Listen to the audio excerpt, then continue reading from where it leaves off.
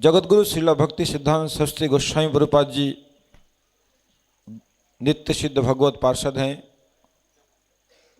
राधा कृष्ण के नित्य परिकर हैं, साक्षात सुखदेव गोस्वामी जी के अवतार हैं।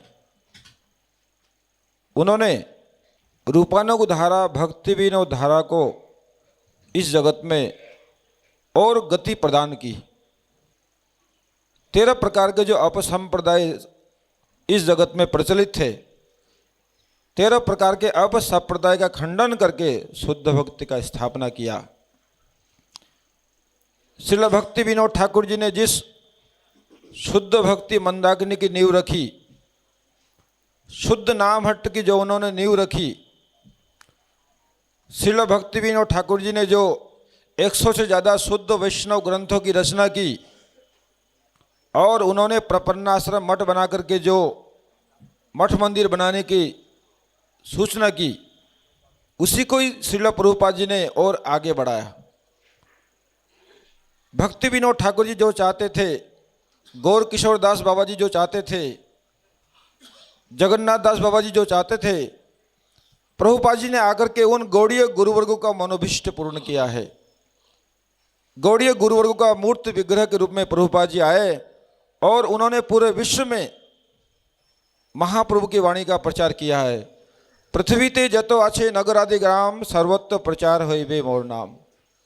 इस वाणी को जो है श्रील प्रभुपाद जी ने आकर के वास्तवित किया है। आज पूरा विश्व में जो हम लोग हरे कृष्ण आंदोलन देख रहे हैं, हरे कृष्ण मोमेंट देख रहे हैं, पूरा विश्वव्यापी जो कृष्ण भावनामृत का जो प्रचार हो रहा है, उसके मूल में श्रील भक्ति सिद्धांत सरस्वती गोस्वामी प्रभुपाद जी हैं। श्रील भक्ति सिद्धांत सरस्वती प्रभुपाद जी इस आंदोलन के मूल अग्रदूत हैं। वो मूल सूत्रपात किया है उन्होंने। मायापुर में, ब्रजपत्तन में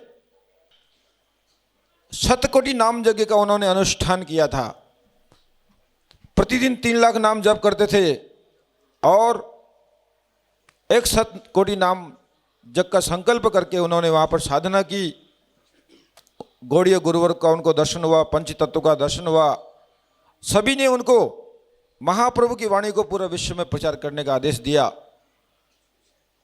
आज पूरे विश्व में जो गौड़ीय मिशन और गौड़ीय मठों की स्थापना है, उनके मूल केंद्र बिंदु में श्रील प्रभुपाद जी हैं। आज यदि गौड़ीय मठ नहीं होता तो हमको शुद्ध भक्ति का या शुद्ध भक्तों का संग कैसे प्राप्त होता? ये शुद्ध भक्ति का संगाराम है, ये प्रभुपाद जी की देन है। इसलिए जो है आज हम लोग जो भी हैं, जिस भी रूप में हैं, शुद्ध भक्ति को जितना भी समझ पा रहे हैं, इसके मूल में केंद्र बिंदु में श्रील प्रभुपाद जी हैं।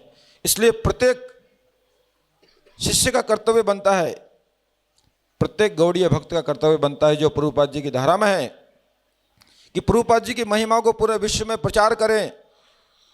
उनके मनोभीष्ट को पूर्ण करने के लिए हम सबको प्रयास करना है। प्रभुपाद जी किस तरह गौड़ीय मठ की व्यवस्था चाहते थे, किस तरह उनके शिष्य होने चाहिए, कितने शुद्ध उनके भक्त होने चाहिए, उनका आचरण कैसे होना चाहिए, यदि हम लोग प्रैक्टिकल करना शुरू कर देंगे तो प्रभुपाद जी संतुष्ट हो जाएंगे। प्रभुपाद जी को संतुष्ट करने का ये समय है।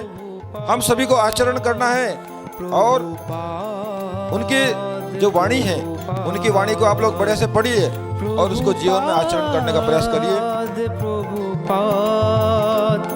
प्रभुपाद